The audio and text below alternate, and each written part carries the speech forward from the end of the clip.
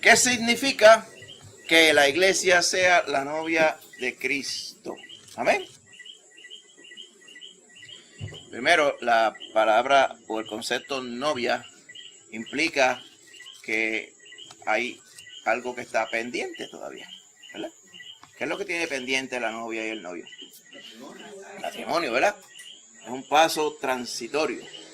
Así que vamos a explorar lo que nos dice la palabra acerca de este tema, ¿ok? ¿Qué significa que la iglesia sea la novia de Cristo? Y vamos a estar en diferentes porciones de la palabra, en Efesios capítulo 5.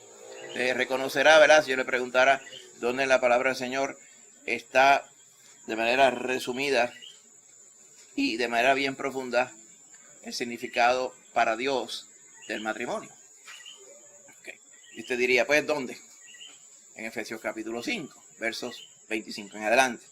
Pero también vamos a considerar el trato y el mandato que tuvo Dios con Oseas, capítulo 1 y capítulo 3 de Oseas. Y también le estaba hablando de que el novio y la novia se tienen que casar. Pues vamos a hablar también de las bodas del Cordero. Así que vamos a ir a Apocalipsis 19 y Apocalipsis 21. Amén. Recuerde que estamos estudiando en esta serie, ¿verdad?, que se llama El carácter de la iglesia. Así que ahora ya estamos yendo a los temas sobre qué significa, ¿ok?, muchas cosas de la iglesia, inclusive en este caso, qué significa que la iglesia sea la novia de Cristo. Amén. Así que la relación de Cristo con su iglesia, bendito sea el Señor, es un compromiso de amor eterno. La relación de Cristo con su iglesia es eterna. Amén. Lo repetimos. A veces uno como que no, dependiendo, se tarda uno en captarlo. A mí me pasa lo mismo, tengo que decirlo varias veces. La relación de Cristo con la iglesia es eterna. Está basado en el amor eterno de Dios. Amén. Yo le pregunto, ¿qué implica esta verdad bíblica? Bueno, la palabra dice que nada nos puede separar del amor de Cristo. Nada nos puede separar del amor de Cristo. Amén. ¿Qué otras implicaciones tiene? ¿Qué quiere decir que nadie nos puede separar del amor de Cristo? Que no hay nada. Que ya cuando usted es objeto del amor de Dios, mostrado en Cristo Jesús, y al usted acceder, amén, al llamado de salvación y creer en Él para salvación, amén, pues quiere decir que ya eso es todo.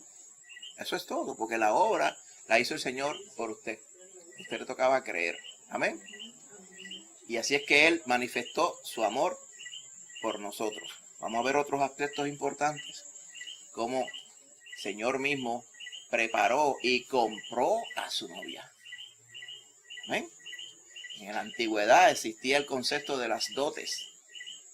El novio no se casaba, como dirían hoy, gratuitamente. ¿Ok?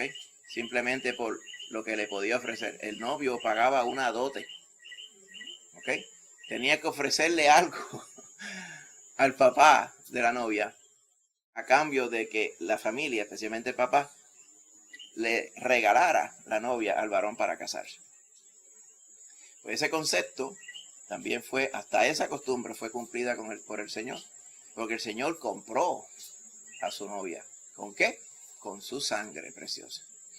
Así que si añadimos a lo que estábamos diciendo, que la relación de Cristo con la iglesia es eterna, porque está basada en su amor eterno. Si le añadimos ahora que la evidencia de ese amor es que Él dio su vida y con su sangre compró la iglesia, amén, eso le da otra dimensión mucho más profunda para que nosotros podamos entender. ¿Ok? Y si seguimos abundando en todo y las ramificaciones que tiene toda esta verdad, nos vamos a dar cuenta que el Señor nos compró y nos compró para siempre. Amén. Para que fuéramos para alabanza de su gloria, como dice capítulo 1 de Efesios. Amén. O sea, ¿qué les quiero decir con esto, hermano? Aquellos que el Señor compró con su sangre, amén, pues están comprados con su sangre. Pero le quiero decir esto, a veces nosotros como seres humanos podríamos ser livianos o muy rápidos en dictaminar o en juzgar, o sea, la palabra juzgar en un sentido bueno, ¿quiénes son hijos de Dios? ¿Quiénes son comprados con la sangre de Cristo Jesús? La palabra es bien clara, que por su fruto, amén, los conoceremos. Nosotros mirando a una persona, ¿verdad? Yo miro a mí, yo veo el fruto de mí. Pero entonces cada uno de nosotros en su corazón, dice, el mismo Espíritu de Dios da testimonio a nuestro espíritu de que somos hijos de Dios, cuando antes éramos hijos del diablo. Pues ya que usted es hijo de Dios, por medio de la fe en su Cristo, ya usted no puede dejar de ser hijo de Dios. Esto es un aspecto fundamental, una verdad fundamental, documentada en la palabra del Señor. Amén. ¿Y por qué es así? Porque no depende de nosotros. La salvación no depende de nosotros. Yo podría esperar que si algo dependiera de mí, pues un día no va a funcionar. Eso es garantizado que un día no va a funcionar. Pero cuando estamos hablando de que el Señor fue el que hizo la obra, ¿ven? Pues todo esto es eterno. Hermanita Casimira. Sí, y uno de los propósitos de que Dios nos llamó, nos hizo parte de esta familia, comprándonos con su sangre preciosa, Amén. es para que ya no vivamos en la oscuridad, es para que ya no vivamos haciendo el pecado. Claro. Ese es el objetivo Claro. por el cual Dios nos salvó, nos llamó a esta salvación tan grande. Exacto. Y dice aquí también en Efesios 5, dice, porque en otro tiempo era en tinieblas, mas ahora soy luz en el Señor. Amén. Andad como hijos de luz, porque el fruto del Espíritu es toda bondad, justicia y verdad. Exactamente. Comprobando lo que es agradable al Señor y no participando de las obras infructuosas de las tinieblas, sino más bien reprenderlas. Amén. Y eso va a tono con lo que estábamos diciendo al principio resumidamente, que por el fruto nuestro, pues, seremos evidenciados, ¿verdad?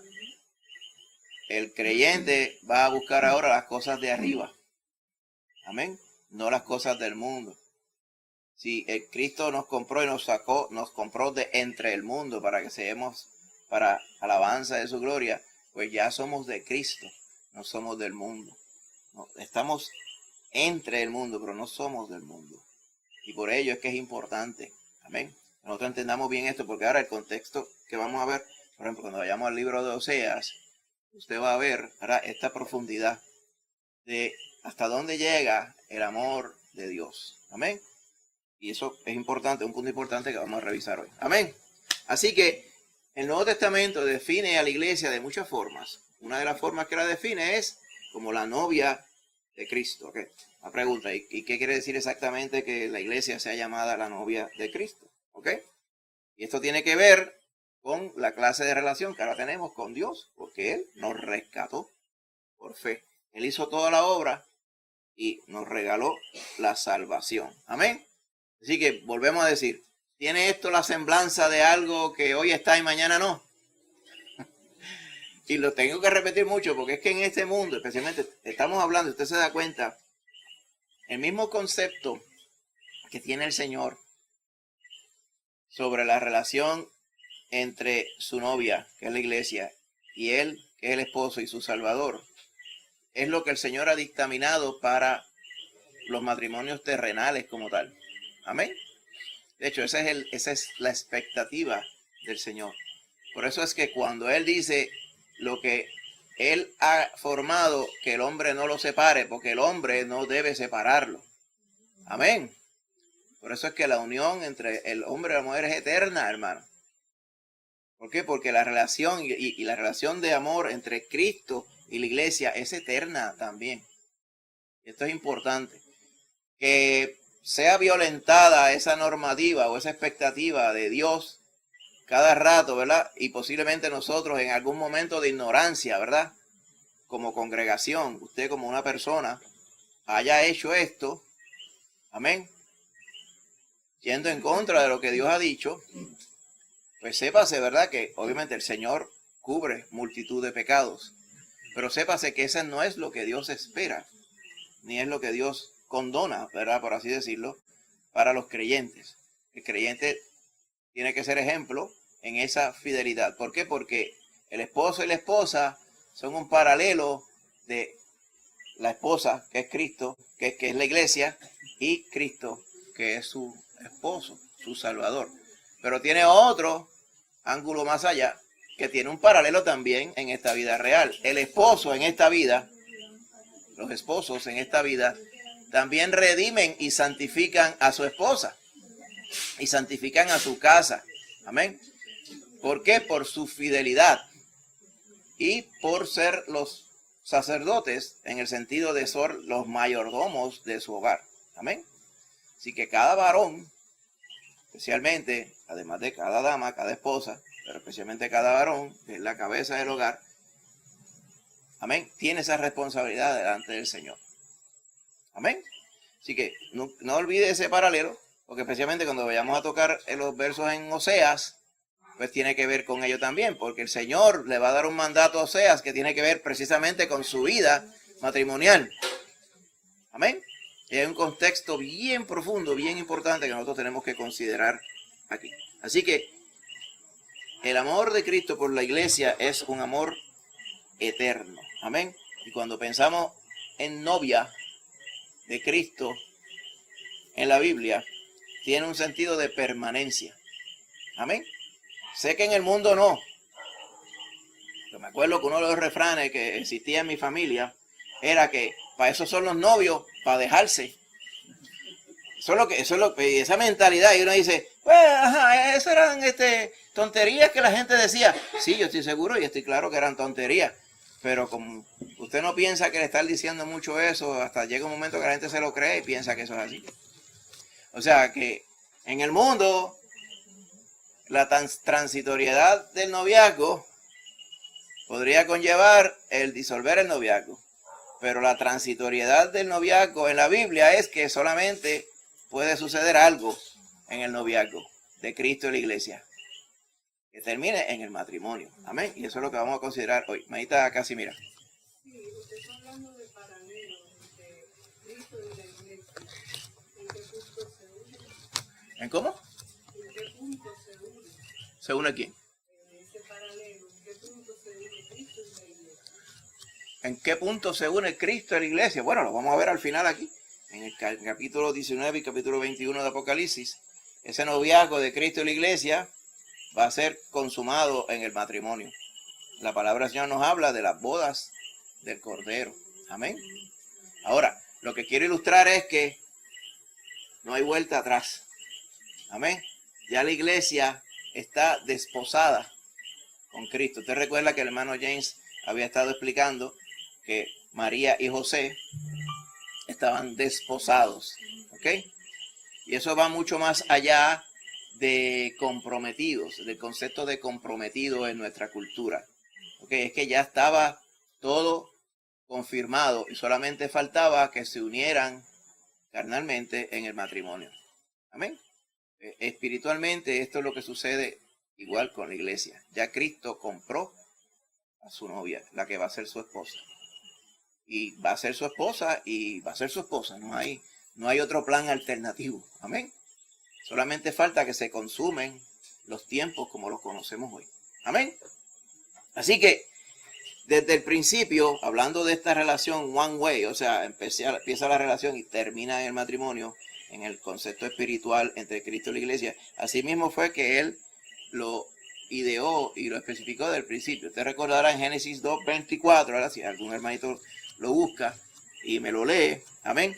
Allá en Génesis 2:24 habla del hombre separarse de su familia y entablar una relación con su esposa. Y ahí nos dice una verdad profundísima acerca de esa relación del hombre con su esposa. Amén. ¿Algún hermanito que lo tiene? Hermanita Rosana. Por tanto, dejará el hombre a su padre y a su madre y se unirá a su mujer y serán una sola carne. Dejará el hombre a su padre y a su madre, porque no se va a casar con su padre y su madre. Amén. Se va a casar con su mujer. Amén. No quiere decir que corta la relación con su padre y su madre, pero quiere decir que ya pasa a otra etapa, donde ahora se une a su mujer. ¿Y será? ¿Oyó eso? Una sola carne. Una sola. ¿Qué pasa si tú coges una carne y la partes por la mitad? Pues ya no existe ninguna de las dos carnes. Es una carne. Así de firme y final y eterno es ese concepto. Amén. Y fíjese de dónde empieza el Señor a demarcar esa verdad, de dónde, el capítulo 2 de Génesis. Así que es una verdad fundamental. Y de hecho, esta verdad de la inseparación de Cristo con su iglesia permea toda la palabra. De forma que algunas personas aún con todo esto podrían argumentar, no, que es que lo que pasa que eso se puede disolver. No lo dicen así directamente, pero cuando implican que alguien puede dejar de ser salvo, está diciendo, yo estoy yendo en contra. Acuérdese, una persona que sea salva. Amén. No son los que dicen. Persona en la cual ha sido comprada por Cristo y mora el Espíritu de Dios en él o ella, no hay forma de dar rewind a esa realidad, a esa verdad, a esa bendición, a esa nueva vida. Amén. A ese nuevo nacimiento. No hay forma que pueda desnacer. Ustedes notan que estoy como medio disco rayado repitiendo esto porque es que es importante que nosotros internalicemos esto y lo traigamos a memoria, especialmente en este tema. Amén. También es necesario que creamos, ¿verdad? Como dice la palabra, la doctrina bíblica de la verdad de la salvación. Es importante, ¿ok? Es importante. Así que cuando vayamos a la parte que nos toca en Oseas, usted va a ver precisamente esto que le estamos ilustrando. ¿Aquí? Así que el Señor nunca va a abandonar a su novia, bendito sea el Señor. En Efesios 5, 25 al 27, vamos allá, nos ilustra de manera breve, pero de manera bien profunda, esta relación entre Cristo y la iglesia, hermano. Efesios 5, 25 al 27. A veces me extrañaba mucho cuando a veces en bodas se citaba mucho 1 Corintios 13. Pero el contexto de 1 Corintios 13 no son bodas. Amén. El concepto de 1 Corintios 13 es el argumento que hace Pablo sobre cuánto más importante es que permee el amor de Cristo en nosotros que el estar hablando lengua o estar haciendo señales externas. Ese es el contexto de 1 Corintios 13 y 14, 12, 13 y 14, by the way. Más apropiados, ¿verdad? Para una unión matrimonial es esta porción que está aquí en Efesios 5. Dice, maridos, 25, maridos, amad a vuestras mujeres. ¿Cómo? Así como Cristo amó a la iglesia. ¿Cómo amó Cristo a la iglesia? Se entregó a sí mismo por ella. ¿Cómo se entregó por ella? Que dio su vida en la cruz para con su sangre comprar a su novia, a su esposa. Amén. ¿Para qué? Para santificarla. ¿Qué quiere decir santificado? Que la novia es exclusiva para el novio. Amén. Eso es lo que quiere decir santidad. Santidad es que usted es exclusivo para el Señor. Amén. Hermanita Casimira. Sí, no sé si estoy bien o estoy mal, pero esta acción de Cristo en el antiguo Irak, por allá de esos países, daban una dote. Y yo estoy pensando, cuando Jesús se entregó en la cruz del Calvario, él se entregó voluntariamente. ¿Podría ser una dote? La dote era él mismo. O sea, si queremos ser más específico, la sangre que él derramó es la que compró a su novia. Por eso dice la palabra que esa novia estaba cargada de pecados. Ese paralelo lo vamos a ver también en la esposa de Oseas, cuando vayamos a Oseas ahora, capítulo 1, capítulo 3. Y Oseas tuvo que redimirla, no con sangre, sino con su amor, a pesar de que esa esposa era una esposa pecadora e infiel. Amén. Vamos a ver esa porción ahora. Pero en el caso de la cruz, Cristo comprándonos con su sangre, ¿okay? El precio de la novia, la deuda de la novia era el pecado. Y el pecado solamente deriva muerte. Había que morir para pagar ese pecado. Amén. Y eso fue lo que Cristo hizo por nosotros. Bendito sea Él. Así que la compró con su sangre para santificarla, o sea, para exclusivarla, hacerla exclusiva para Él. También la purificó en el lavamiento del agua por la palabra. O sea, la sangre de Cristo nos limpió de todo pecado. Amén. Cristo no se podía casar, ni desposar, ni pensar en unirse a algo que fuera impuro. Amén. Tiene que ser santificado. El único que la podía santificar era Él mismo. Va viendo lo precioso que es el amor de Dios. Él nos santificó para entonces presentarse a esa novia que Él compró como su esposa santificada, purificada con su sangre. Como dice el 27, para presentársela a sí mismo. ¿Qué cosa? Una iglesia gloriosa, o sea, una iglesia merecedora de gloria. ¿Qué? Que no tuviese mancha, ni arruga, ni cosa semejante. Estas palabras son las que en la Biblia en latín la traducen immaculatum, de donde vienen los conceptos estos de inmaculación. De inmaculada quiere decir sin mácula, o sea, sin mancha. Pero en nuestra cultura a uno le dicen inmaculada y rápido piensa en la Virgen para encima de la tierra con la aureola encima. Ese es el problema con los idiomas y las costumbres. Pero deberíamos pensar, aquí hay inmaculados e inmaculadas. ¿Por qué? Porque Cristo nos limpió con su sangre. Lo dice la palabra, amén. Dice, sino que fuese santa y sin mancha. Amén. Imagínense en esas poquitas palabras, cuánta profundidad hay de la palabra del Señor, como para uno ponerse a meditar. Y la palabra del Señor es tan peculiar y tan bendecida, a la misma vez tan y tan profunda, que no se puede comprender necesariamente en su totalidad de una sola vez.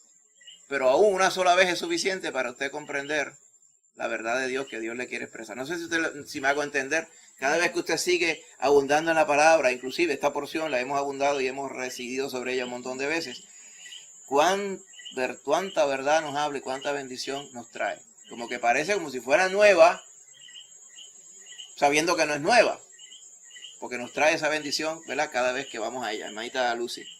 Cuando dice lavamiento del agua con la palabra, quiere decir que la palabra actúa como agua. Claro. ¿Con qué limpiará el joven su camino? Dice, y el joven y el que no es joven también. ¿Con qué? Dice el Salmo, con guardar tu palabra. Amén. La palabra de Dios es palabra de vida, palabra que santifica. Amén. Santifícalos en tu verdad. ¿Okay? La palabra de Dios es la verdad.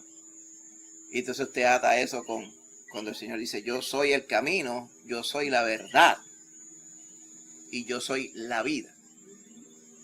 Hace poquito estábamos preguntando también, hermano, yo me preguntaba en una de las clases bíblicas que quería decir que Jesucristo era la resurrección. Y yo me acuerdo que yo brinqué, pues eso mismo, que no solamente es que Él provee la resurrección, es que Él es la resurrección. Él es la vida. Amén. Y ese Señor fue el mismo que dio su vida para comprar a su iglesia, para casarse con ella. Amén. Así que con este contexto mantenga estos versos, ¿verdad? Estos 3 versos de Efesios en su mente. Cuando vayamos por el detalle, vamos a ir ya mismo a leer allá en Oseas. Amén. Así que hasta ahora nos tenemos que llevar que la iglesia, ahora mismo, tenemos la presencia de Dios en nuestro corazón. La palabra del Señor dice, ¿verdad?, que el Espíritu mora en nosotros cuando usted viene a Cristo. Pero todavía faltan muchas cosas. Todavía, literalmente, lo mejor está por venir, por decirlo así. Porque ahora mismo usted es comprado por Cristo, pero usted está viviendo en este mundo que ahora mismo no es de Cristo. Entonces, usted es comprado por Cristo, pero usted está en este cuerpo de carne que no quiere servirle a Cristo, que hay que llevar la obediencia todos los días. Amén. Pues nuestra situación no es ideal ni perfecta, ni es eterna todavía. O sea, no del todo, no todo lo que somos es eterno. Nuestra alma sí, pero este cuerpo no lo es. Ni el mundo que estamos, mucho menos. Así que todavía faltan muchas cosas que el Señor cumpla. Amén. el hecho de que el Señor todavía tenga pendiente de hacer estas cosas y llevarlas a su final, quiere decir solamente una cosa, que el Señor las va a llevar al final. Amén. No es que va a decir, bueno, pero voy a tener que cambiar algo. No, no, el Señor va a llevar todo al final. Cuando la palabra del Señor dice, el que comenzó en vosotros la buena obra, la perfeccionará, o sea, la culminará. ¿Hasta cuándo? ¿Cuándo? En el día de Jesucristo. O sea, Él tiene un propósito. Él no dice, bueno, pero hay excepciones. Él no, en ningún momento el dado dice que hay excepciones. Para cada uno con sus hijos y sus hijas, el Señor tiene ese propósito que es ir hacia la eternidad. Bendito sea el Señor. Importante. ¿Verdad? Lo he repetido como 6 o 7 veces ya, pero es porque es súper fundamental que nosotros lo entendamos. ¿Ok? Ahora, algunas personas preguntarán, allá en la eternidad, unos le preguntaron una vez en el Evangelio al Señor Jesús, ¿ok? Sobre el asunto de si hay o no una resurrección y una vida eterna. ¿Se acuerda que estaban aquellos saduceos que decían que eran personas piadosas, pero en realidad no lo eran? Le preguntaron al Señor, con esta lo vamos a coger. Señor, una mujer tuvo un marido y murió. Y después se casó y murió. Y se casó y murió. Y así hizo 7 veces. Tuvo 7 maridos. En la resurrección, entre comillas, si es que la hay, ¿quién será el esposo de esta señora? Porque no puede tener 7 esposos a la vez. Y él le dijo, ustedes yerran, ignorando el poder de Dios y las escrituras. ¿Ok? Entonces él alude que en la eternidad, dice, no se casarán, ni se ofrecerá a la gente en casamiento. Yo no sé, pero yo supongo, el otro día estaba hablando con Lorian de esto, porque para eso yo me casé con mi esposa, para estar con ella toda la vida, amén. Y a mí me encantaría que la Biblia dijera, y allá en la eternidad están casados también por la eternidad. Pero la Biblia dice que no es así, pero no puedo entender que eso es malo. Tengo que entender que hay algo mucho mejor, amén, que ahora mismo yo no entiendo. O sea que la mente no nos da para entender. Porque recuerde otra vez el contexto. El Señor puso esa eternidad, esa unión eterna. El contexto de nuestra salvación es esa unión eterna con Cristo, de la cual el matrimonio terrenal es un paralelo. Así que tiene que haber una continuidad de esa bendición en la eternidad. Solamente que el Señor ha decidido no explicarnos ese detalle. Amén. Por lo tanto, tenemos que creer, y yo no tengo ninguna duda, de que habrá un estado muchísimo mejor. Amén. En la eternidad. En los cielos nuevos y en la tierra nueva. Amén. Aún de los mismos cielos nuevos y tierra nueva, el Señor nos da uno que otro detalle, pero la descripción completa no está en la palabra. ¿Por qué? Porque eso será la bendición de la sorpresa para cada uno de sus hijos e hijas. Amén. Así que vamos a ir a la palabra del Señor ahora, ¿verdad? Como grupo. Así que si nos remontamos ahora, le damos rewind al Antiguo Testamento. ¿Ok? ¿Cómo se relacionaba el Señor y qué términos usaba para relacionarse y establecer su verdad y sus acuerdos con el pueblo y con las personas? Una palabra fundamental. Un pacto, ¿verdad? ¿Qué es un pacto? Un acuerdo, podríamos decir, un contrato, podríamos decir, ¿verdad? Un pacto. Así que el pacto no era algo que fuera ocasional, o sea, que fuera trivial. El pacto era algo súper serio. ¿Ok? Si un pacto no se podía romper así porque sí. ¿Ok? Así que allá en Jeremías 31-32, algún hermano o hermana que lo quiera conseguir, nos habla de las cualidades del pacto que Dios hizo con Israel, con el pueblo de Israel, cuando lo sacó de Egipto. Y él usa unas palabras bien específicas de cómo se consideraba el Señor respecto al pueblo cuando lo sacó de Egipto. Jeremías 31-32. ¿Algún hermanito que lo quiera leer? Hermanita Lorian. No como el pacto que hice con sus padres el día que tomé su mano para sacarlos de la tierra de Egipto, porque ellos invalidaron mi pacto, aunque fui yo un marido para ellos, dice Jehová. Exacto. Y aquí, ¿verdad? Si queremos comprender todo el contexto de este verso, es importante. Él está diciendo, Él va a hacer un pacto, no como el pacto que hicimos anteriormente con el pueblo, porque el pueblo invalidó el pacto. ¿Cuál fue la invalidación del pacto? Que el pueblo dijo que iba a obedecer a Jehová e iba a ser su especial tesoro y no fueron, no lo hicieron. Hasta el día de hoy están en esa desobediencia. Amén. Y él dice, entonces, ¿cuál es el nuevo pacto que va a hacer? Bueno, el pacto que alude Jeremías 31, 32, 33 en adelante. Que ya ese pacto no va a estar escrito en piedra, sino que lo escribirá en nuestro corazón. Porque ese pacto es un nuevo pacto que va a estar basado y garantizado ¿con qué? Con la sangre de un cordero sin mancha y sin contaminación, con la sangre preciosa de Cristo. Amén.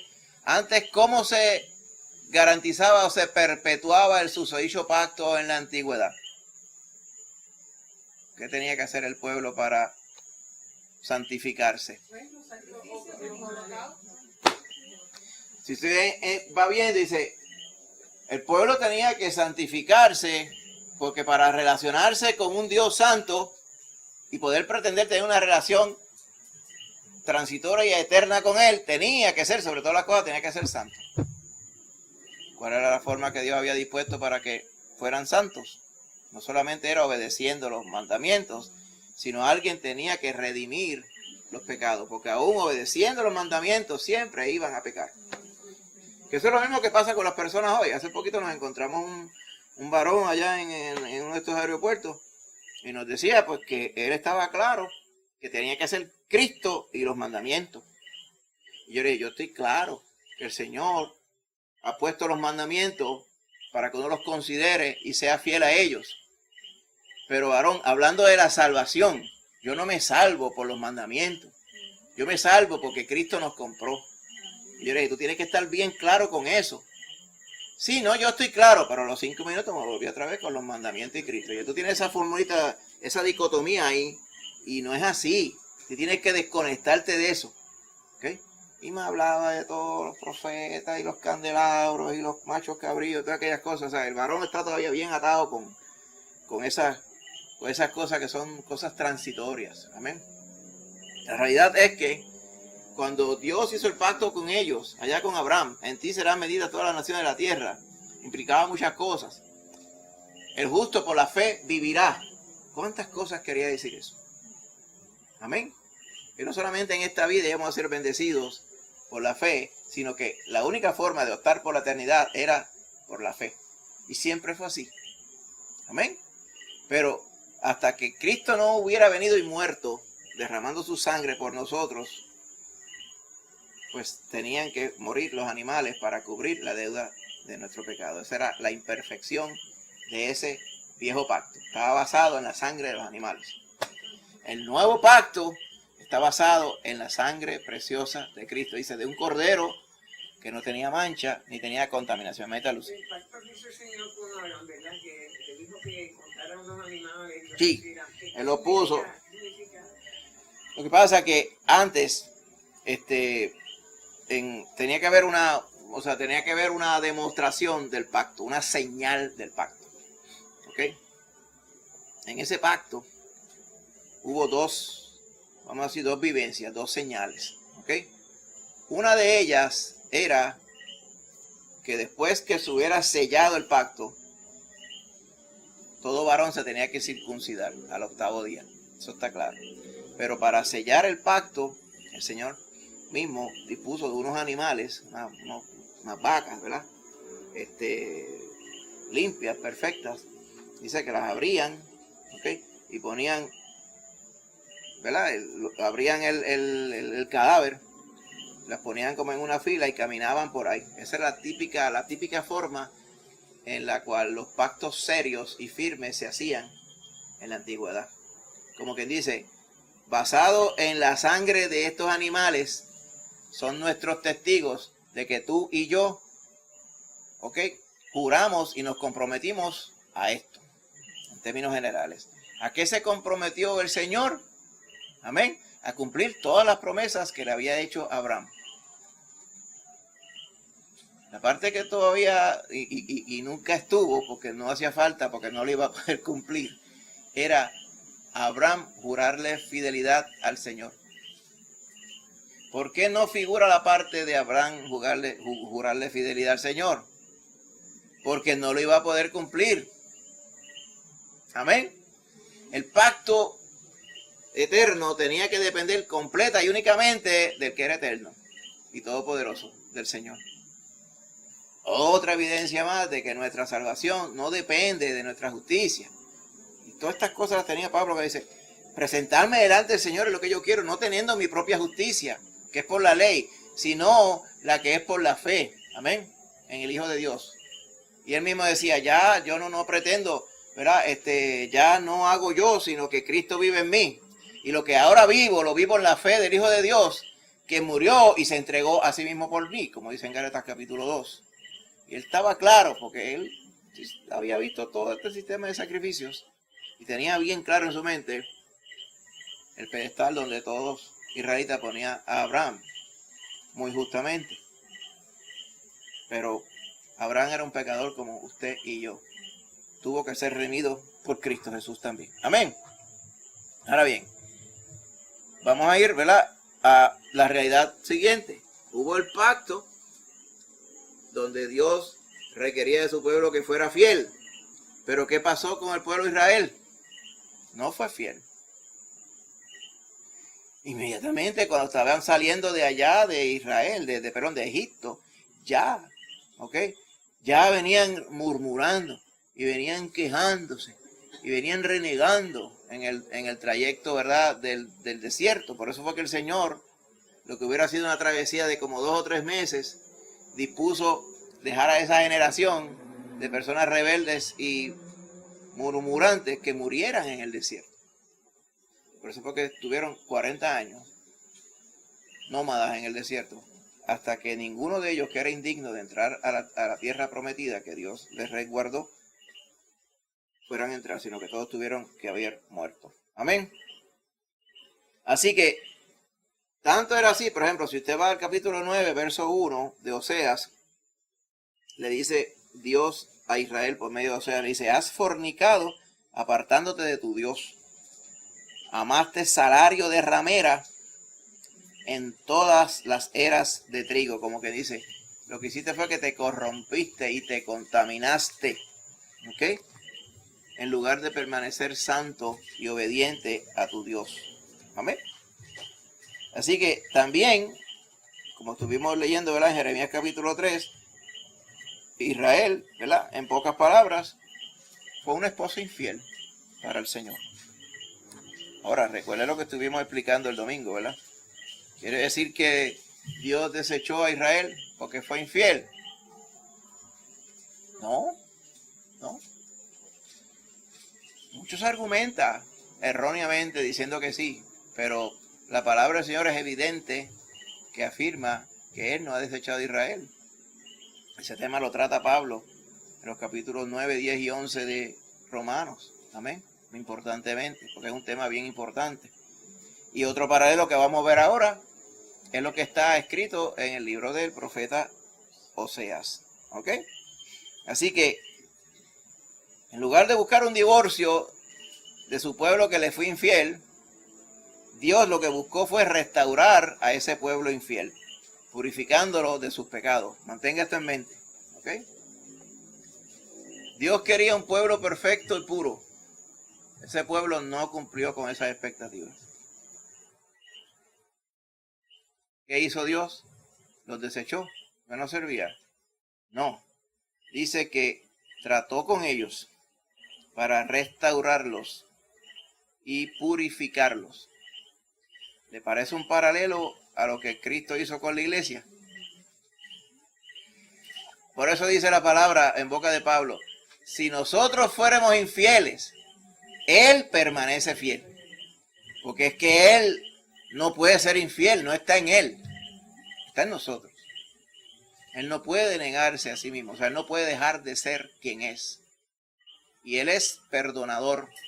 Por eso no en balde decía a través de todos los salmos, Salmo 136, yo creo que menciona la palabra misericordia como 700 veces, dice, Jehová es bueno y para siempre es su misericordia. Amén. Y su verdad por todas las generaciones. Así que El Señor es fiel y buscó restaurar a Israel. Un ejemplo claro de esto está en el libro de Oseas. Vamos a ir al libro de Oseas, amén. ¿Algún hermano que quiera leer Oseas 1:2 y otro hermano, Oseas 1:2 y otro hermano Oseas 3:1 al 3? Es Rosana, y después más adelante le doy chance al Maitán. Ajá. Todo el mundo lo tiene en Oseas 1, ¿verdad? Ok, Maita Lorimar. El principio de la palabra de Jehová por medio de Oseas. Dijo Jehová a Oseas: Ve, tómate una mujer fornicaria e hijos de fornicación, porque la tierra fornica apartándose de Jehová. Amén. Vamos a hacer una pausita ahí antes de ir a la otra porción. Comenzando el libro. Jehová le dice a Oseas: ve y tómate, o sea, cásate con una mujer que ya se sabe que es infiel, que es fornicaria. Amén. Que practica la intimidad fuera del matrimonio. Ya se sabía que era fornicaria. Y engendra hijos con esa mujer fornicaria. Mandato más raro ese, ¿verdad? Y o sea, estaría pensando, ¿y por qué yo? ¿Por qué? Dice él. ¿Por qué Dios lo mandó? Porque la tierra fornica y se aparta de Jehová. O sea, es evidente que Dios quería que Oseas experimentara y entendiera mucho más allá de decírselo con palabras lo dolido que estaba Dios en su corazón. Cuando él, respecto a su pueblo, cuando dice la tierra, ¿verdad? Y cuando habla de una mujer fornicaria, usted va a ver el paralelo, está hablando de su pueblo. El mundo entero estaba pecando, pero aquí está hablándole a su pueblo. Amén. A Israel. Él entresacó a Israel, no porque fueran especiales, sino para mostrar en ellos su misericordia y su amor eterno. En esta ocasión, ese pueblo estaba haciendo todo lo contrario. Andaba en pecado, andaba en fornicación, estaba en contaminación. La fornicación de ellos muchas veces se personificaba cuando adoraban demonios, otros dioses, ¿verdad? Porque todos estos demonios tienen un nombre peculiar. Uno se llamaba Moloch, el otro se llamaba Dagón, el otro se llamaba ¿cómo se llama esto? El otro, el esposo que no Moloch, el nombre genérico para cualquier señor de estos, de las tinieblas, Baales, los Baales, ¿ok? Todas estas cosas estaban presentes. Chemos era el otro de esos ídolos abominables de allá de la tierra de Moab, por ejemplo. Pues todos estos ídolos, que evidencia lo que dice la palabra, detrás de cada ídolo lo que hay es un demonio tratando de robarle la adoración que solamente le pertenece al Señor, para quitarle la gloria al Señor. Detrás de cada una de esas cosas hay un pichón.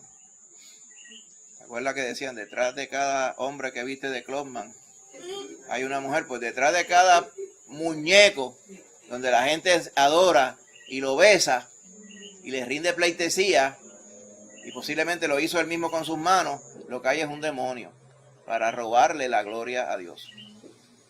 Israel fue partícipe de estas cosas terribles. Por eso el Señor le llama una mujer fornicaria al pueblo.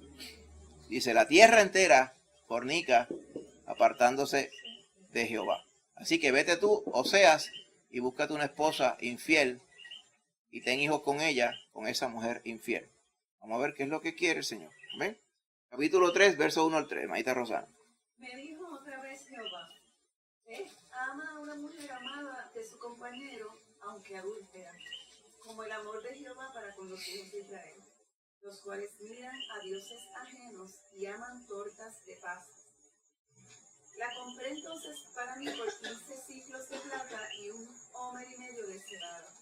Y le dije: tú serás mía durante muchos días, no fornicarás ni tomarás otro varón. Lo mismo haré yo contigo. Amén.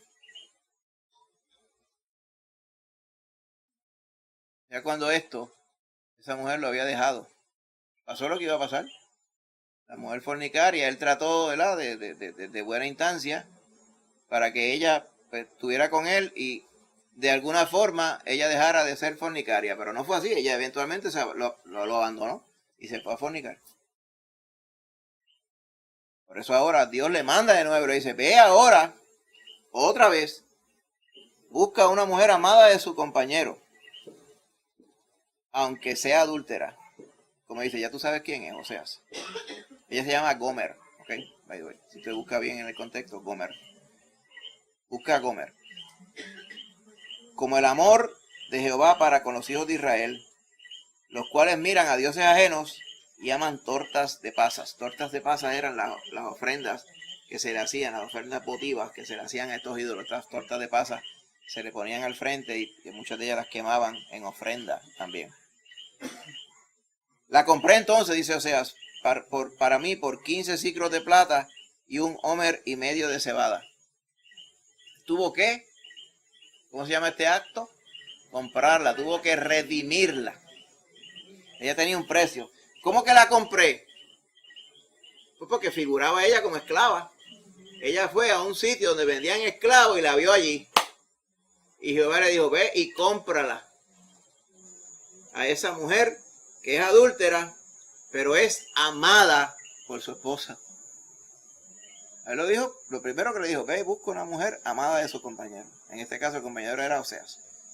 La compré entonces para mí por 15 siclos de plata y 1 homer y medio de cebada. Y le dije, tú serás mía durante muchos días. Y la noción de muchos días, el verbo en hebreo es, que eso no necesariamente tiene un acote, una pausa. Por muchos días, o sea, vas a ser mía, tienes la semblanza de eternidad.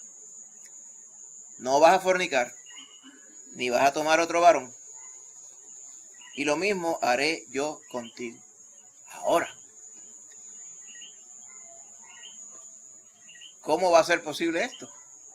Si al principio ya hubo un intento. Y el intento se confirmó que ella era fornicaria y pecadora. Recuerde, ahora volviendo entonces al paralelo del pueblo de Israel y de nosotros como seres humanos de este mundo, dice, la tierra entera fornica apartándose de Jehová. ¿Cómo era la única forma de que nosotros pudiéramos ser fieles a aquel que nos amó eternamente? Dos cosas. Teníamos que ser comprados porque sobre nosotros pesaba un precio. Nosotros teníamos un barcode que decía lo que había que pagar sobre nosotros, la deuda de pecado que había. Teníamos un price tag, teníamos un precio.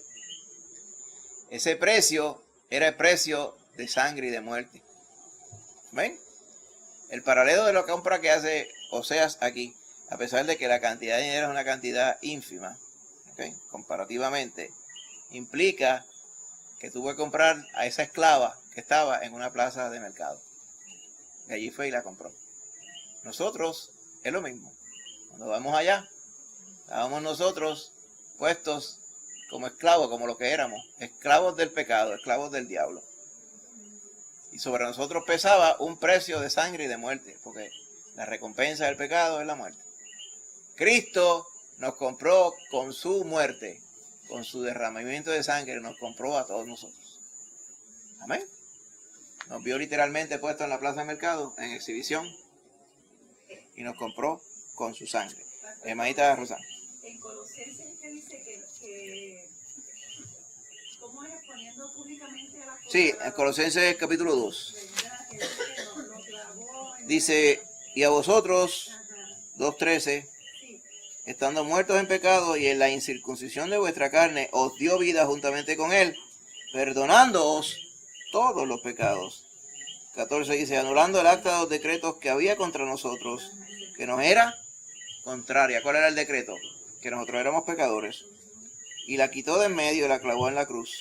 Y despojando a los principados y a las potestades, los exhibió públicamente, o sea, se burló de ellos, triunfando sobre ellos en la cruz. ¿Cuál es el contexto de esto? Porque lo que está argumentando aquí es que hay gente que dice, pues, pero tú te congregas los domingos, tú no puedes ser salvo. Hay gente que se dispara en esa maroma. A ti te gusta la chuleta, es imposible que tú seas salvo. Y él dice, ¿Contra qué estamos pretendiendo comparar el poder de Dios para redimirnos? Nosotros nos vamos a perder por una chuleta. El que piensa eso es el que piensa que salva por obras. Ahí está el peligro, hermano. Nosotros como seres humanos, como dice el refrán, tendemos a tirarnos para el monte. Si nosotros no nos circunscribimos a la palabra. Por eso es que hay que estar anclado en la palabra, ¿verdad? ¿A usted no le pasa? Si usted deja el consejo de la palabra, eventualmente va a pensar que usted tiene que ser buena gente para llegar al cielo. Olvídese, aunque te diga, yo jamás llegaría.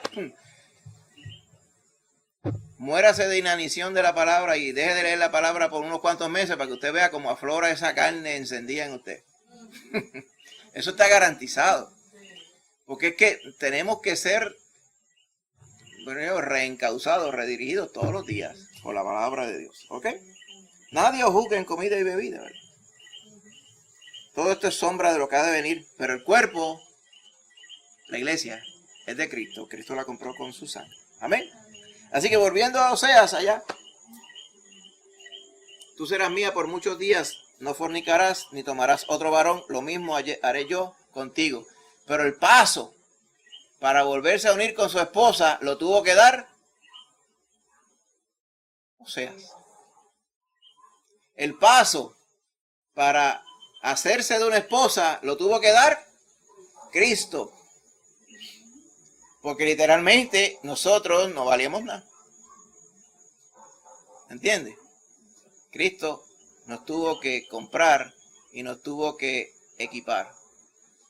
Entonces nos puso para serle obedientes.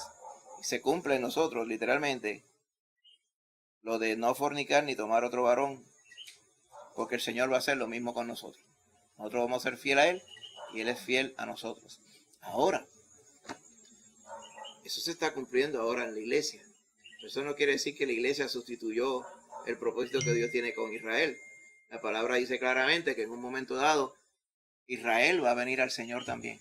O sea, esta palabra de Oseas, esto se va a cumplir de una manera poderosísima y aparatosa. Amén. Cuando el velo, la ceguera espiritual de Israel sea quitada. Amén. Y amen al Señor, porque dice la palabra que Él, como a nosotros, les amó primero. Aquí la iniciativa del amor la tuvo Oseas. La iniciativa del amor hacia nosotros la tuvo el Señor. Bendito sea Él. Amén. Así que Gomer era digna de que Oseas la amara. Para nada. Amén. Oseas 2:20, él le dice, yo te desposaré conmigo en fidelidad y conocerás a Jehová. Para eso fue que se volvió a casar con ella en el capítulo 3. ¿Ok? Porque vuelvo y digo, ahí es que está el acto de redención del esposo sobre la esposa y su casa. Amén. Es tan profundo como ello.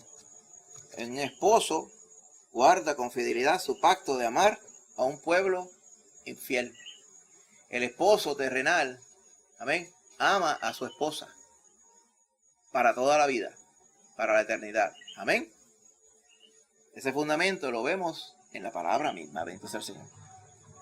El Señor es bueno, hermanito. Así que eso es el Antiguo Testamento. Si ahora pasamos al Nuevo Testamento. Amén.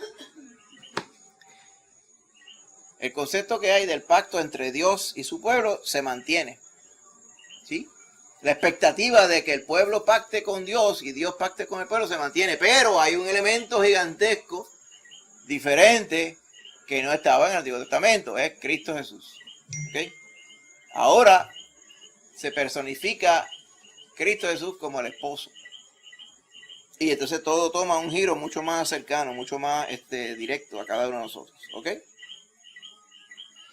2 Corintios 11:2, hay una semblanza de esto que le estoy explicando, ¿verdad? La expectativa de la iglesia, no solamente de Dios, de ser la esposa, sino la pureza de la iglesia. 2 Corintios 11:2 dice, os celo con celo de Dios. Esto es Pablo hablándole a los corintios, ¿verdad? Como si fuera su padre espiritual, que lo era, ¿verdad? Dice, pues os he desposado con un solo esposo. ¿Cuál es ese esposo? Cristo Jesús, para presentaros como una virgen pura a Cristo. Amén. O sea, lo que Pablo estaba diciendo, yo soy celoso con ustedes, el celo de Dios, el celo para la exclusividad de ustedes con Dios mismo. Amén. Porque ustedes son exclusivos para Dios. Por eso los he desposado, o sea, a través de la predicación del Evangelio, ustedes han creído, yo he sido instrumento de Dios para que ustedes crean al Evangelio, para que ustedes terminen casados con Cristo. ¿Ok? Para que eventualmente ustedes se presenten como una virgen pura, santa y sin mancha a Cristo, aludiendo a la boda del Cordero en la eternidad. Oiga, y el contexto este está un poquito más intenso todavía. ¿A quién les está hablando aquí en esta carta? ¿Y cuál era el problema que había en Corinto? Había toda clase de problemas allá, donde ellos tiraban por bueno, ¿verdad? El hecho de que las personas personificaran sus debilidades y vivieran en pecado. De donde viene el término una iglesia corintia. ¿Qué es una iglesia corintia? Una iglesia que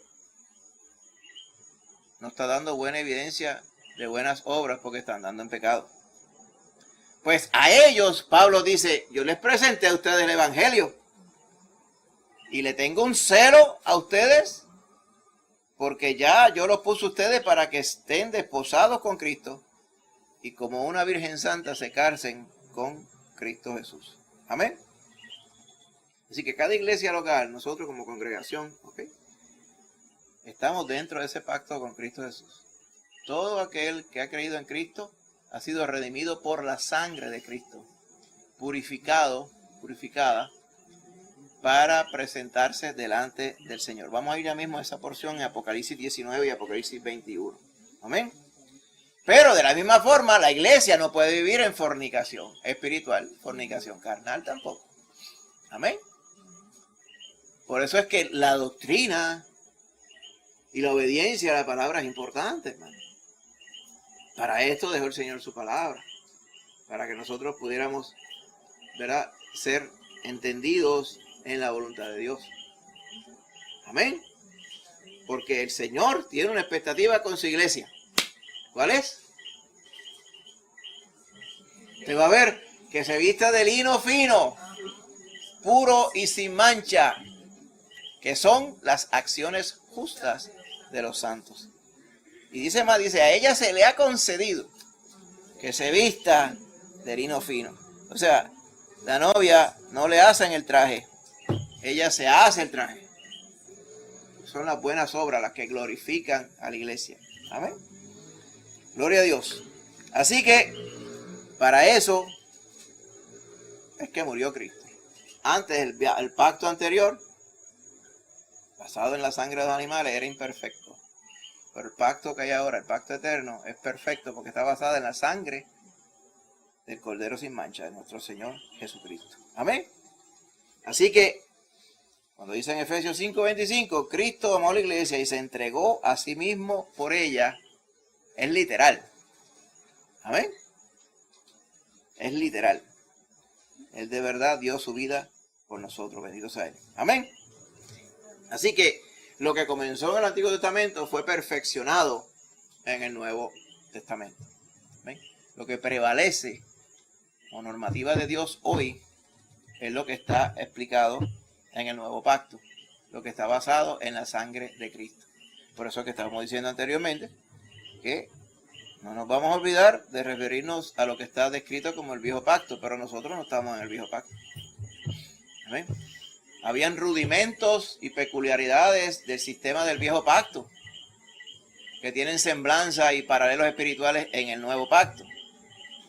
Pero nosotros no estamos en el Viejo Pacto. Estamos en el pacto del Nuevo Pacto en la sangre de Cristo Jesús. Amén. Muy bien. Entonces, si yo le dijera, ¿y cómo sería usted la descripción de la boda ideal? De una boda para los siglos de los siglos. Tú sabes que decían, la boda del siglo, la de aquel otro, de Carlos y Lady Di, ¿te acuerdas? y que si esa fue la boda, y eso lo transmitieron, porque eso lo vio todo el mundo entero, y eso decían que eso era, tú sabes, y todo el mundo, ¿verdad?, vio la pompa y toda la circunstancia que había, y ya te sabes lo que pasó después. Todo era eso, todo era todo visible, pero no había en realidad un fundamento. ¿Ah? Apariencia, no había un fundamento en realidad. Pero una boda emocionante es la que nos narraba aquí en Efesios 5, 26 al 27. Dice, Cristo murió por la iglesia para santificarla, habiéndola purificado en el lavamiento del agua por la palabra, a fin de presentársela a sí mismo. Él preparó a su novia, una iglesia gloriosa que no tuviese mancha, ni arruga, ni cosa semejante. O sea, usted ha oído la palabra intachable. Intachable, la iglesia. ¿Cómo la iglesia puede llegar? ¿Cómo usted puede llegar a ser intachable? Por la sangre de Cristo.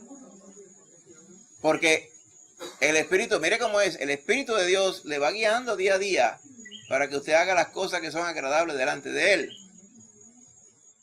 Pero aún así peca. Pero la sangre de Cristo perdona su pecado.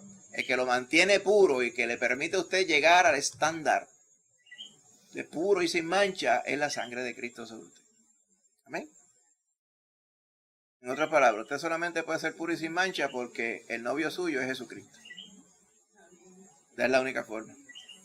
Que es el que le limpia de todo pecado. Bendito sea el Señor. Amén. Así que quiere ver al esposo, a la esposa el día de su boda. Bella, pura y exclusiva. Y por toda la eternidad. Así que tiene que ser el matrimonio. Amén. Así que Cristo espera eso mismo de su iglesia. La quiere purificar con su palabra, a limpiarla de todo pecado de infidelidad, para gozar una eterna relación con ella. Bendito sea el Señor. Por los siglos de los siglos. Entonces, viendo ese contexto, si pudiéramos preguntarle a las personas que se quejan, dice, es que los hombres ninguno vale nada. Yo no me voy a casar porque ninguno vale nada. Por eso es que ya la gente ni se casa. Porque para que le salga malo, que le va a salir malo, pues entonces no hay tanto papeleo y nos separamos. Ese es el concepto que las personas tienen de la fidelidad. Claro, aquellos que no han conocido al Señor Jesucristo. Pero si el matrimonio se toma en el contexto de que está basado en la santidad de Dios y es un paralelo del matrimonio entre Cristo y la iglesia, entonces el creyente que va al matrimonio, amén, lo ve de una forma diferente. Lo ve de una forma eterna también. Amén. Y a veces nos da trabajo poder confiar en los demás, ¿verdad? De momento, y pesa mucho que usted ve de momento a alguien por ahí. Mira, ve acá. Usted no lo conoce. Mira, que te tengo aquí. Mira, que es que de verdad, que es que fue que se me explotó una goma allá abajo, ¿verdad? Y entonces necesito arreglar y de casualidad tampoco tengo gasolina, necesito 25 pesos. Porque la verdad que no he encontrado más nada y tú eres el primero que me encuentro. ¿Qué tú haces? Así en 2 o 3 segundos decidir si le vas a creer o no, ¿verdad? Difícil. ¿Cuál es la gran probabilidad de que sea embuste? ¿Verdad? De que sea mentira. Porque usted no conoce a la persona. Pero cuando Cristo nos prometió amor eterno, usted sabe quién es el Señor Jesucristo, ¿ven? Y Él nos prometió ese amor. Dice, con amor eterno, o sea, amor que nunca se acaba, te he amado. Por eso te prolongué mi misericordia. Amén. No hay nada, como estaba diciendo al principio, que nos vaya a separar del amor de Dios. Amén. Así que la novia de Cristo, la iglesia, todavía tiene algo pendiente, ¿verdad? Si usted viera unos novios y dice, llevamos 25 años de novio.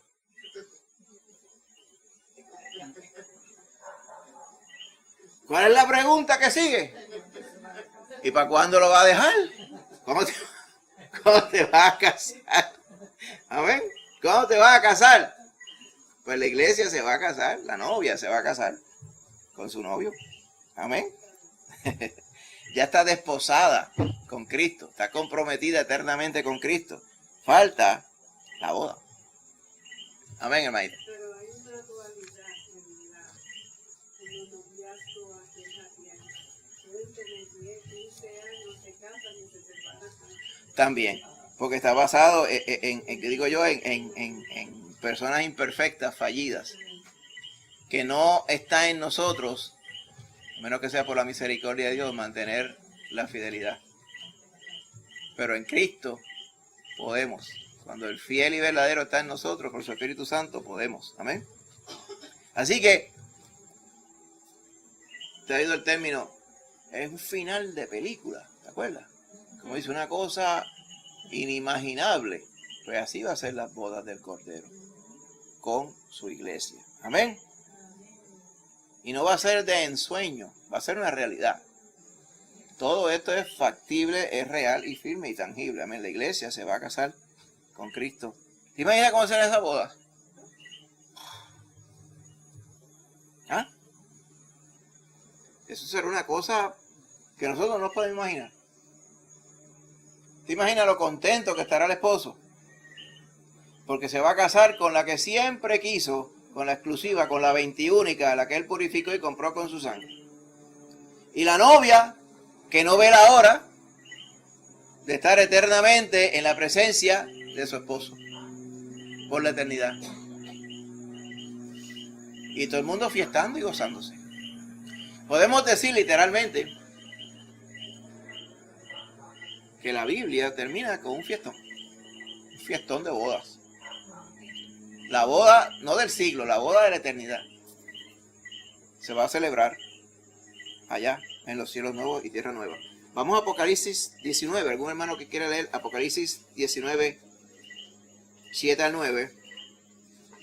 ¿Alguien que quiera leer? Hermanito Héctor. Y Apocalipsis 21, del 1 al 2. ¿Quién dijo yo? Hermanita Angie. ¿Ok? Vamos a darle un chancito para que todo el mundo lo consiga. Apocalipsis 19, versos 7 al 9. Hermanito Héctor. Gocémonos y alegrémonos y deseamos gloria, porque han llegado las bodas del Cordero y su esposa se ha preparado. Y a ella se le ha concedido que se vista de lino fino, limpio y resplandeciente, porque el lino fino es las acciones justas de los santos. Amén. Y sigue diciendo, el 9. Y el ángel me dijo, escribe, bienaventurados los que son llamados a la cena de las bodas del Cordero. Y me dijo, estas son palabras verdaderas de Dios. Amén. Fíjate, está llamando a las bodas. ¿Te acuerdas de aquellas bodas que aquellos no quisieron ir? Estuvimos hablando de ellos hace poco, el domingo. No quisieron ir. Pero aquí todos los invitados están y vienen a gozarse. Amén. Se vienen a gozar porque es la boda de la eternidad, digo yo. Gocémonos y alegrémonos y démosle gloria a quien, a Dios.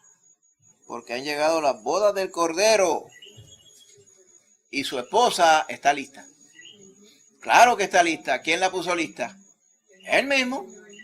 Él mismo la preparó. Si él no la prepara, no la podía preparar nadie. La esposa no se podía preparar a sí misma. Lo único que hizo la esposa es vestirse de gloria. ¿Cuál es la gloria? El lino fino. Fíjate cómo dice, a ella se le ha concedido, o sea, a ella se le dejó que ella preparara su traje. Pero el redimirla y comprarla para casarse lo hizo el novio. El novio la compró con su sangre. Pero lo que engalana a la novia, dice, a ella se le concedió engalanarse de esta forma. ¿Ok? Vestirse de lino fino, limpio y tan blanco que resplandece. Y ese lino fino es las acciones justas de los santos. Como dice la palabra en Efesios 2, nosotros no somos salvos por obras, pero somos salvos para buenas obras, las cuales el Señor las preparó de antemano para que anduviésemos en ellas. Maíta Casimira. Y cuando habla de estas buenas obras, y Pablo también dice, imitemos a Cristo. Esas buenas obras vienen porque yo imito las acciones de Cristo. Claro. Imito a Cristo en mí. Claro. Entonces esas buenas obras son las que vienen derivando en que nos vestimos de lino fino. Amén, exactamente. Cada vez que estamos en obediencia al Señor, eso nos va engalanando. Amén. Cosa de que ese traje usted lo va haciendo. Usted está cosiendo y preparando su traje desde ahora. Cuando vaya a la eternidad, ya usted va a ir engalanado como la novia de Cristo. Amén. Pero eso se va queriendo, se va formando. Poco a poco. Poco a poco, de acuerdo a la mentalidad de Cristo, no como yo quiera, es como Él quiere. No, claro. Porque las obras las preparó Él. Inclusive esas obras las preparó Él. Cuando dice que a ella se le ha concedido, no es ella definir las obras que va a hacer. Ella ser obediente a las obras que Cristo dispuso para ella. Como que dice, me suena como que estaba todo prescrito. Pues sí, pues si nosotros no podíamos valernos por nosotros mismos, Él tenía que prescribirlo todo. ¿Está bien? No sé si usted va pensando y dice, ¿y cómo es con todo esto que estamos viendo en la palabra? ¿Cómo hay personas que pueden imaginar que pueden ganarse la salvación portándose bien?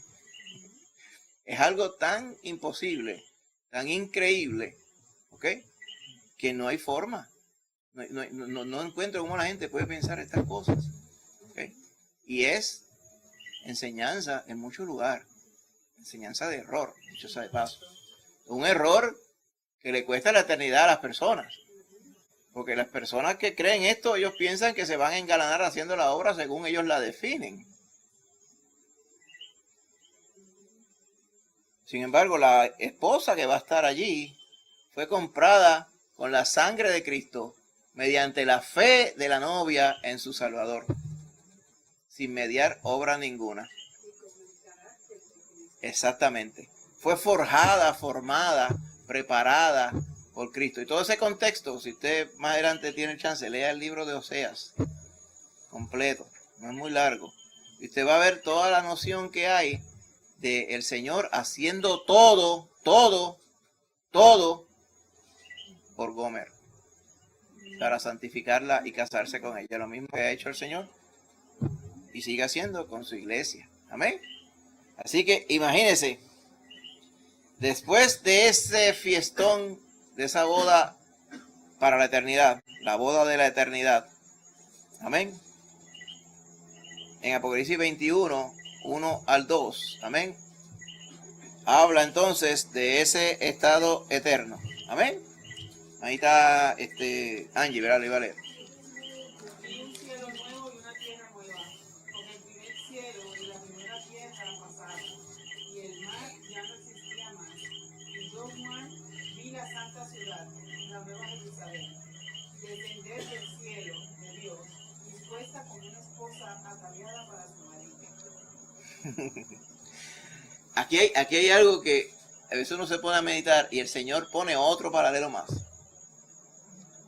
Habiendo puesto ya el paralelo de las bodas terrenales perfeccionadas con la boda de Él con la iglesia, que lo vimos capítulo 19, ahora dice, mire, esa santa ciudad, o sea, la nueva Jerusalén, es como una esposa que está preparada, o sea, con su lino fino, por así decirlo, para su marido. Y para que no quede duda, mire el verso 9. Vi a uno de los 7 ángeles que tenían las 7 copas llenas de las 7 plagas postreras, sobre las que se habían derramado antes, ¿verdad? Y habló conmigo, dice Juan, diciendo, ven acá y yo te mostraré la desposada, la esposa del Cordero, o sea, la iglesia, y lo que le muestra es la ciudad santa de Jerusalén que descendía del cielo de Dios. O sea que el Señor nos ve no solamente como su esposa, sino como la morada santa, como el tabernáculo santo de la eternidad. Amén. Su iglesia también. Pura, santa y sin mancha. Amén. Y por ahí empieza a decir todas las características de esta ciudad. Amén. todos los materiales, sus dimensiones, qué pasa y qué no pasa en ella. Amén. No tiene necesidad de sol ni de luna que brillen en ella como en este mundo, porque la gloria de Dios la ilumina. ¿Está bien? ¿Y cómo que la gloria de Dios la ilumina? Pues que la luz de Dios, la gloria de Dios va a iluminarla. No hace falta un sol, ni una luna que sea el espejo del sol por la noche, ni LED, ni quinqué, ni vela, nada de esas cosas, ni planta eléctrica. ¿Y por qué no lo regalan más? ¿Ah? Más. No va a haber más, no va a haber más. No sé cómo será, pero no va a haber más. Y la gloria de Dios va a ser la luz. Evidentemente es un concepto completamente diferente al que nosotros pensamos hoy. No van a ver estos astros, estas lumbreras allá en el cielo, sino que Cristo mismo será nuestra lumbrera. ¿Okay? El lucero resplandeciente de la mañana, como dice allá en Daniel. Amén. O sea, fíjese qué transformación ha tenido usted. Estábamos diciendo hace poquito, ¿verdad? Sin ofender a nadie, que era nuestra realidad. Nosotros no teníamos ninguna esperanza, ninguna capacidad, no valíamos nada respecto a la gloria del Señor. El Señor nos tomó a misericordia. Amén. Y por medio de la fe en su sacrificio en la cruz, esa fue su dote, todo aquel que en Él cree no se pierde, sino tiene vida eterna. Amén. El que cree en mí, ¿ok? Como dice la Escritura, amén. El que cree en mí, yo lo voy a resucitar en el día postrero, en la eternidad. Tiene vida eterna. Eso es claro en la Escritura. Entonces el Señor te tomó mediante la fe. Al tú creer, tu pecado es limpiado por la sangre de Cristo Jesús. Y ahí comienza el proceso de purificación, de santificación. Ahí comienzas tú a trabajar con tu vestido de lino fino, santo y puro, con el cual te vas a casar con Cristo en la eternidad. En ningún momento se perfila que alguien se va a quedar a mitad de camino y no va a llegar a casarse. Cuando usted viene a Cristo, usted se va a casar con Cristo. Amén. Porque lo garantiza no usted, lo garantiza el novio. Amén. Y el novio es el que le compró. Y el novio es el que le concede a usted la gracia de obrar para engalanarse con ese traje para la eternidad. Y eventualmente se casa con Cristo para vivir eternamente con Él. Amén. En los cielos nuevos y en la tierra nueva. Es un cambio literalmente del infierno a la eternidad. Porque lo que usted le deparaba, que era el infierno de muerte, cuando viene Cristo, transforma todo eso. Y ahora somos puestos para vida eterna. Amén. Por eso decíamos literalmente, lo mejor todavía está en el futuro para nosotros. Amén. Completar la redención que Cristo ya comenzó en nosotros. Ahorita casi mira. Sí, en Mateo 25, cuando habla de la Virgen, Ajá. de las 10 virtudes, que se 5 prudentes y las insensatas. Sí.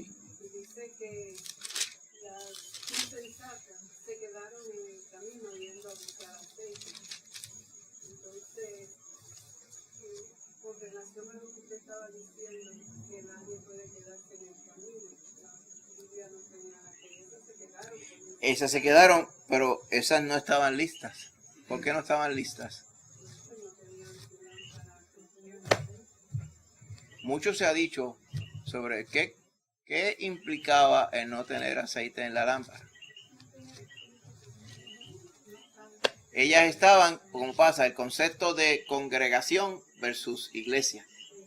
Pueden haber 100 congregados, o sea, 100 juntos. Quiere decir que todos los congregados están esperando a Cristo. En un mundo ideal así debería ser, pero no es así. Iglesias son los que han sido comprados por Cristo. Amén. Que ya tienen el sello de propiedad del Espíritu Santo. ahí el paralelo entre el aceite, la unción, la llenura del Espíritu Santo es lo que implica esto que vemos allí. Habían unas que parecían como que se iban a casar, que estaban esperando al novio, pero no estaban esperando nada si no estaban ready. ¿Okay?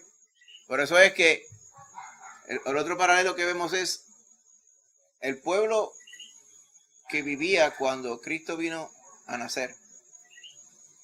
¿Cuántos de ellos estaban esperando al Mesías? Estuvimos hablando hace poco en una predicación, el remanente. Allá estaba Ana, la profetisa. Allá estaba Simeón. Se podían contar con los dedos de una mano y sobraban. Los magos de Oriente. Of all people, dice, de todas las posibles selecciones, los extranjeros estaban pendientes de lo que su pueblo estaba adulterando espiritualmente, estuviera pendiente y no estaba pendiente. O sea que eso ilustra esto que estamos diciendo. Allí no era ni 50-50, que era 5 y 5, allí era un granizal, como uno dice así, un chispitito, versus el resto de la gente que estaba como que no estaban esperando a nadie, mucho menos al Mesías. Ahí está Rosana. Que ese es el peligro de las personas que dicen que creen en Dios, pero no han nacido de nuevo. O sea que, como hay muchísimos por ahí. Exactamente. No tienen aceite. Exactamente. Por eso dice el Señor, muchos me dirán en aquel día. Ahí mismo, verso 31, capítulo 25, Mateo para adelante, el juicio de las naciones. Muchos me dirán, pero espérate, ¿y cómo cómo tú dices que nosotros no hicimos contra ti todas estas cosas buenas? Porque es lo que pasa, no es el que me dice, Señor, Señor, entrará al reino de los cielos, sino aquel que hace la voluntad de mi Padre. Muchas personas se confunden y dicen, ¿ves? Que es obedecer los mandamientos. ¿Y cuál fue el primero que él dijo que teníamos que tener claro? ¿Ok? Exactamente. El Señor, desde el mismo bautismo, cuando Dios el Padre habló, dice, este es mi Hijo amado. Y en Él yo me complazco, con Él yo estoy contento.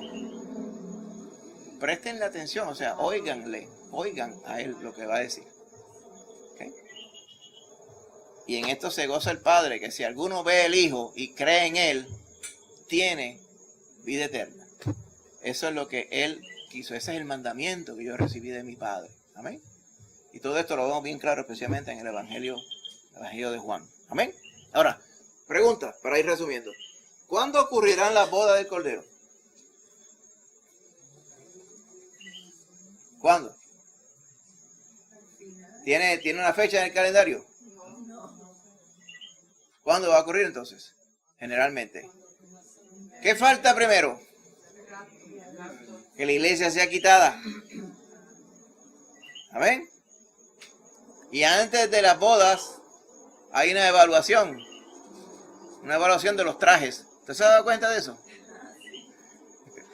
¿Cuál es la evaluación de los trajes? El tribunal de Cristo. Porque la obra del creyente va a ser evaluada allí. No es juzgar si se va a casar o no. Todo el mundo se casa. Pero se implica que quizás las galas de uno van a ser mayores que las de otros. Pero todos se van a salvar porque la salvación no depende del traje, depende del que compró al que se casa. Manita Casimira.